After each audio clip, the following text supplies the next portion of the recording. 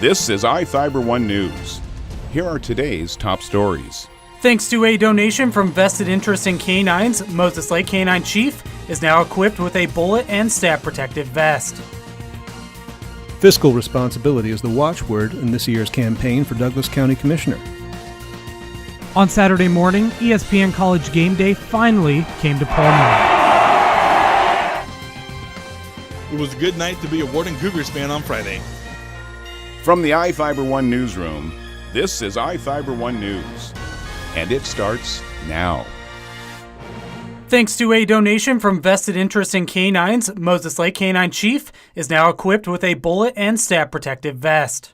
The potentially life-saving body armor was sponsored by Shauna Green of Newcastle, Washington. Vested Interest in Canines, a Massachusetts-based nonprofit, provides protective vests and other assistance to dogs of law enforcement and related agencies throughout the country. The organization has provided more than 3,100 protective vests valued at about $5.7 million. The donation to provide one protective vest for police canines is $950, and each vest weighs just 4 to 5 pounds and includes a 5-year warranty. Vested Interest in Canines has also provided protective vests to all 4 Grant County Sheriff's Office canines. Canine Chief, a 2-year-old German Shepherd partnered with Officer Nick Stewart, has been on patrol for the Moses Lake Police Department since May. Moses Lake Police say they are hoping to add a second canine to the program next year. This is Joe Utter for iFIBER 1 News. This segment is brought to you by Change doesn't have to be complicated.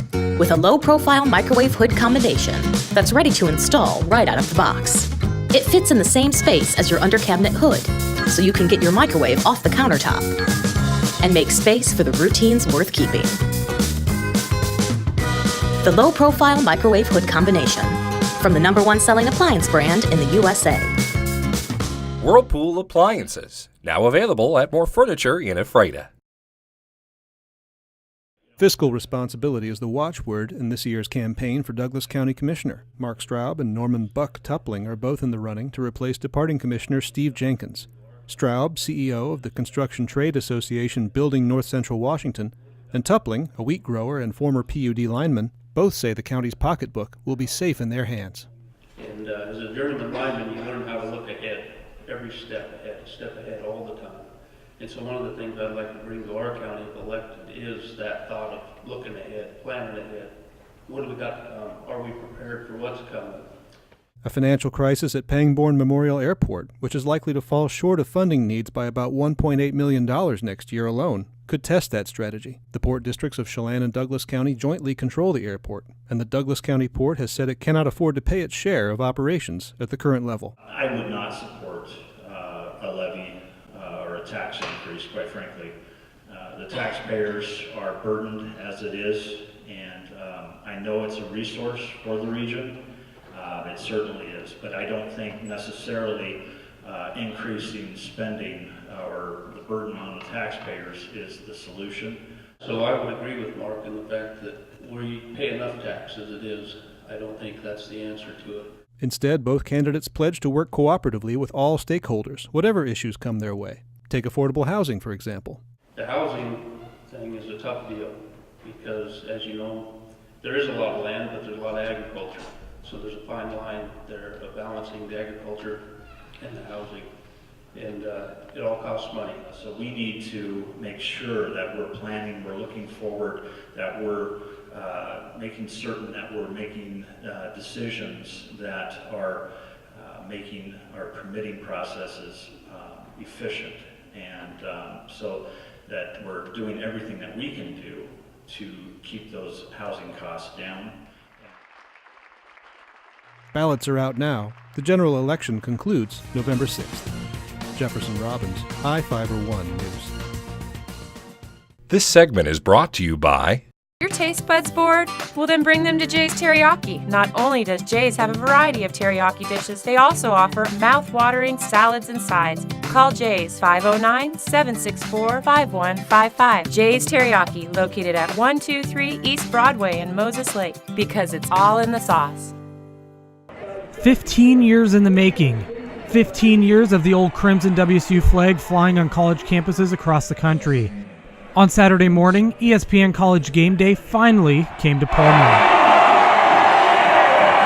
And Cougar fans did not disappoint. A sea of crimson flags joined Old Crimson about a half a block from Martin Stadium ahead of Saturday afternoon's matchup against Oregon. What took us so long to get to Wazoo? Game day host Reese Davis told the massive crowd that didn't seem to care it was 6 a.m., although hundreds of fans had lined up Friday evening in hopes of getting up close to the game day stage. Old Crimson founder Tom Pounds first flew the WSU flag at game day in 2003. 216 shows, 61 schools in hopes of getting game day to Pullman. The flag has now become a staple of college game day, and Pound said Old Crimson will continue to fly after show number 217 in Pullman.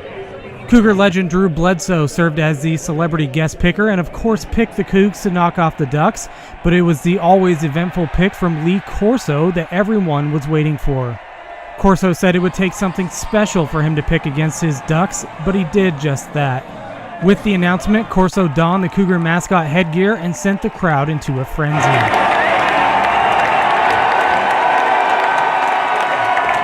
For 3 straight hours, the crowd chanted and sang, cheered, and occasionally booed with any mention of Oregon or Washington, and waved the crimson flags in a memorable day for WSU fans. This is Joe Utter for iFIBER 1 News.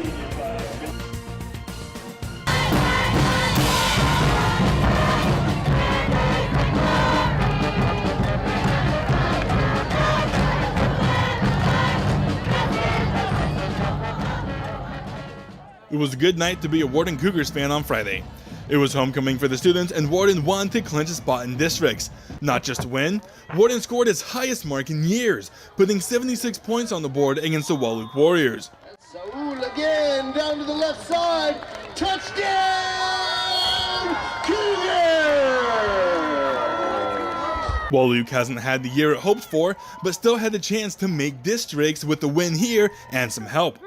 The Warriors made enough plays to score 13 points, but outside that, it was all Cougars. Cougars led 30-0 after the first quarter and 52-6 entering halftime. The defense forced turnovers while the offense ran wild. The Cougars looked like they belong in the top 3 teams in the conference, especially how they were a few plays tipping in their favor from beating Connell last week. Next up on the list is Keona Benton. Winner of that game clinches the number 3 seed, while the loser clinches the number 4 seed. That is, assuming Royal beats College Place. Warden quarterback Ryan Arredondo believes in his team's ability to conquer any challenge that lies ahead.